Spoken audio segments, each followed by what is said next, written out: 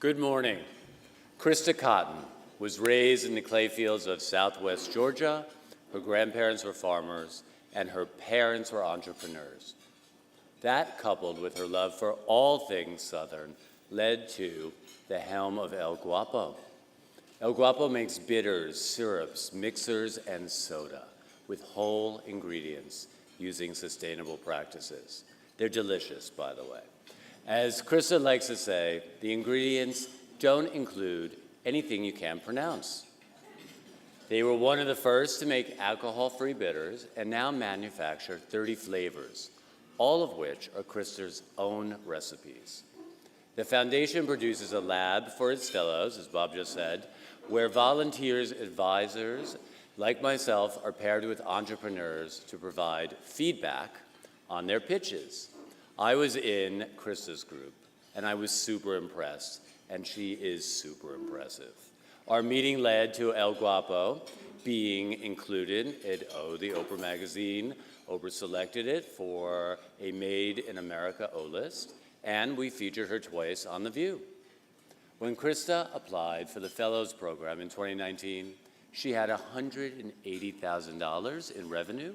This year, El Guapo is on track to hit $3 million in revenue. El Guapo is based in New Orleans, where Christa lives with her husband, Brian, and her 6-year-old daughter. Christa is passionate. She is such an advocate for New Orleans. She's a member of Louisiana's oldest women's parading organization and serves as an advisor to Son of Saints, which helps fatherless boys, and Glass Half Full, a recycling business. In addition, she also mentors other entrepreneurs. For building a thriving business and for truly her effervescent spirit, it is an honor today to present a 2025 Tory Burch Foundation Founders Award to my friend Christa.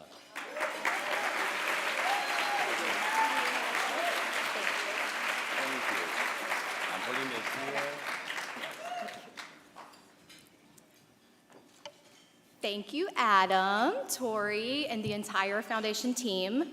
I've always heard that the mark of a great leader is an exceptional team, and Tory has truly nailed that, so thank you. 2 weeks into my freshman year at Auburn University, Hurricane Katrina struck New Orleans.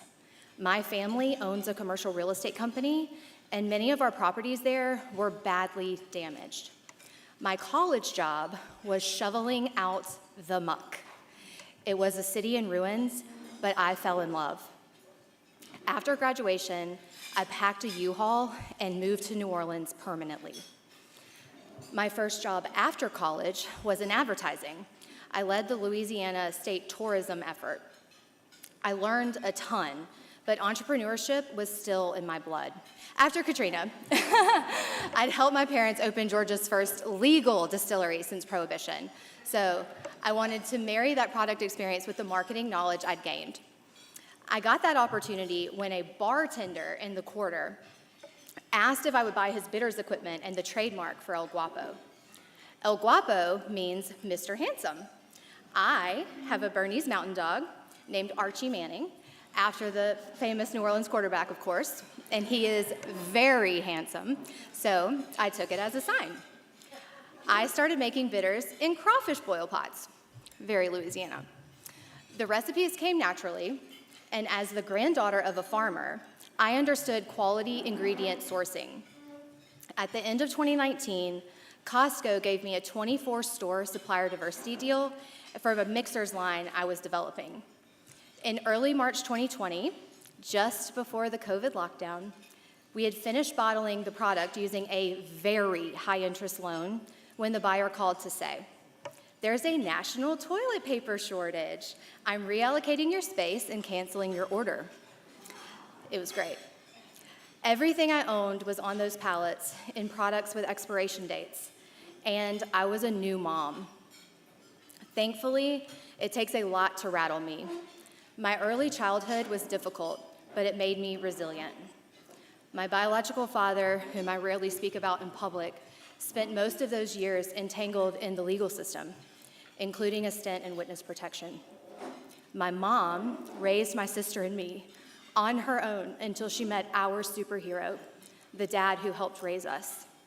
But before he came along, we struggled. My mom did what she could, but it meant eating a lot of corn dogs and macaroni and cheese, neither of which I will eat today. But she is the best role model a girl could have. I watched her persevere no matter what, and in every way, she's the kind of person I strive to be. I am grateful my mother is here with me today.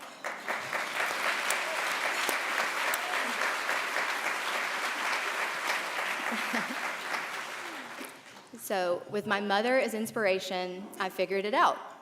Everything was closing, including bars.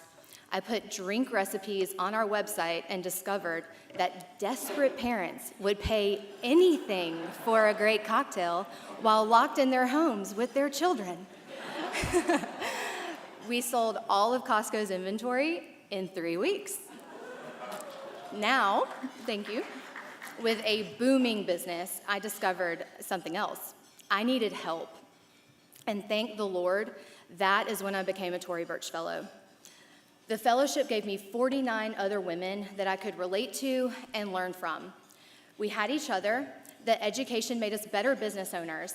And when the foundation didn't have the answers, they provided consultants. Now, Tory, I still can't believe you give us the list of executives to just call whenever we need help. Nobody else does that. It's amazing. And then the foundation helped me create my first fundraising deck. It worked. To date, I've raised over $3.6 million.